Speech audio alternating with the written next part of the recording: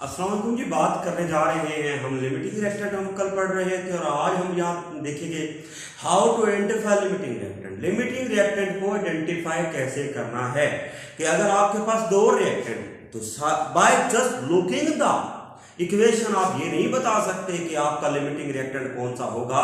तो यहाँ पर हम आज पढ़ने जाएंगे। मैं फिर कहूँगा कि ये थ्योरेटिकल वर्क नहीं है, ये स्टोइकियोमेट्रिक कैलकुलेशन होती है। आपको बाकायदा कैलकुलेट करके बताना है कि लिमिटिंग रिएक्टेंट क्या है। तो आज का हमारा टॉपिक ये है, हम पढ़ेंगे आइडेंटिफिकेशन ऑफ लिमिटिंग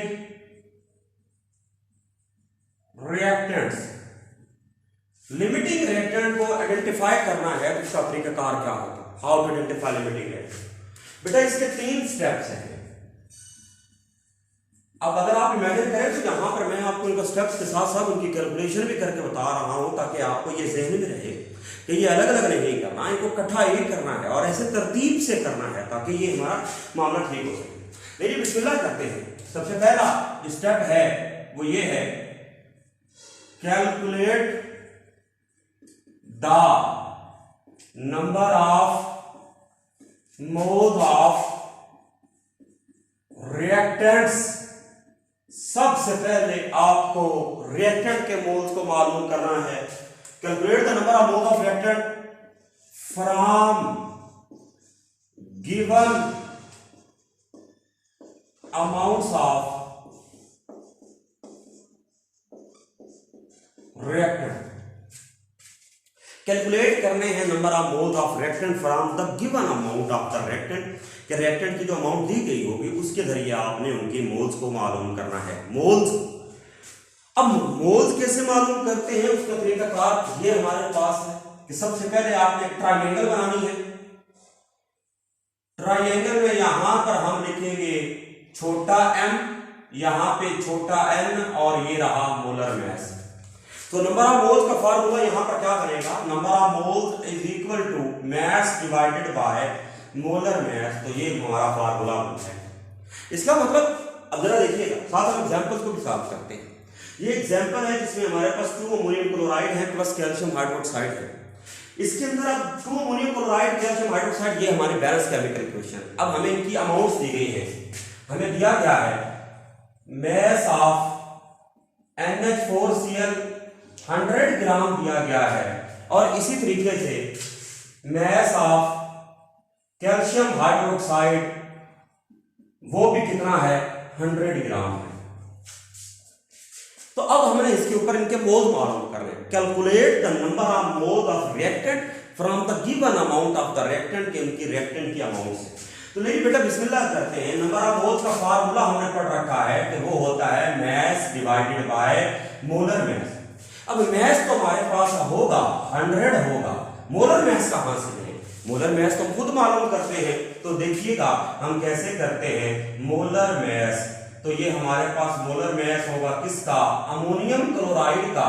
कैसे करेंगे, नाइट्रोजन का एटॉमिक मास होता है 14, हाइड्रोजन 1 का एटॉमिक मास 1, तो 4 का कितना हो जाएगा 4, और क्लोरीन का होता है 35.5।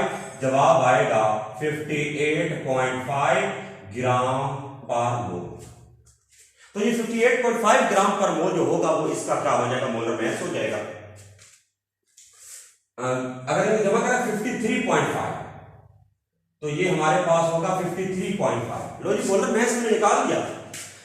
100 ग्राम था, नीचे आ जाएगा 53.5 ग्राम पर मोल आ जाएगा। ग्राम ग्राम से कट जाएगा, आंसर आ जाएगा 1.87 मोल।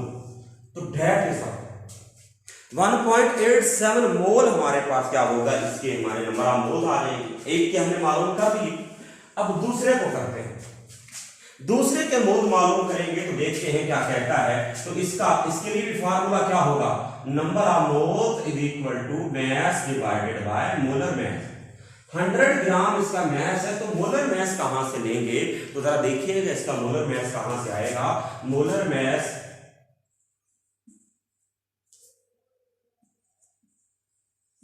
ऑफ कैल्शियम हाइड्रोक्साइड जो होगा वो हमारे पास कितना होगा, जरा देखिए। कैल्शियम का एटॉमिक मास होता है 40, कैल्शियम का एटॉमिक मास होता है 40, ऑक्सीजन यहां पर 2 है तो 16 ज़रब 2 हो जाएगा, हाइड्रोजन यहां पर 2 है, 1 ज़रब 2 40 जमा 32 जमा 2, आंसर आएगा 74 ग्राम पर मोल। यहां पर भी मैं लिखूंगा 74 ग्राम पर मोल। आंसर ग्राम ग्राम से कट जाएगा और आंसर हमारे पास आएगा 1.35 मोल। तो ये हमारे पास क्या होगा। देखिए हमारा पहला स्टेप यहां पर कंप्लीट होता है। Calculate the number of moles of reactant from the given amount of the reactant. कि रिएक्टेंट की गिवन अमाउंट से आपने क्या मालूम कर चुके हैं, आप रिएक्टेंट की अमाउंट कर चुके हैं मालूम। लेकिन पहला स्टेप हो गया, पहले स्टेप की कैलकुलेशन भी हो गई। लेकिन दूसरा स्टेप करते हैं। तो दूसरा हमारे पास स्टेप होगा कैलकुलेट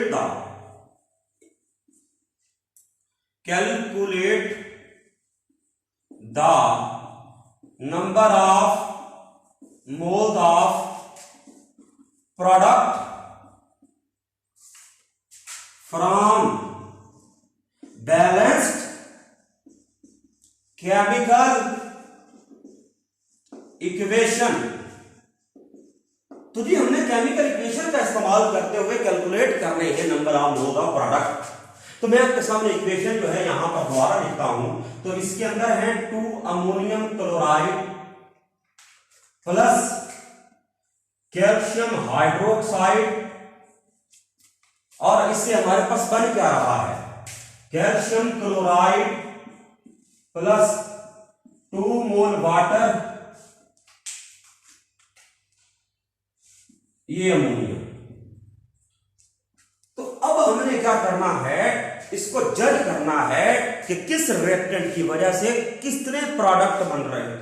अब अमोनिया हमारा प्रोडक्ट है, तो मैं पहले ये चेक करना चाहूंगा कि अमोनियम क्लोराइड की वजह से अमोनिया कितना बनता है, क्योंकि ये 2 रिएक्टेंट है। तो देखना यह है कि इसका कितना कंट्रीब्यूशन है और कैल्शियम हाइड्रोक्साइड का कितना कंट्रीब्यूशन है। तो इसको भी हम 2 तरीकों से करेंगे। तो देखिए हम इसको बैलेंस केमिकल इक्वेशन का इस्तेमाल करेंगे। ये रहा अमोनियम क्लोराइड, यहां पर लिखेंगे अमोनिया, तो यहां पर लिखिएगा according to balance chemical equation. हमने ये काम करना है according to balance chemical equation. कहते हैं अगर इसके 2 मोल हो तो अमोनिया के 2 मोल बनते हैं। अगर इसका 1 मोल होगा तो इसका 1 मोल बनेगा।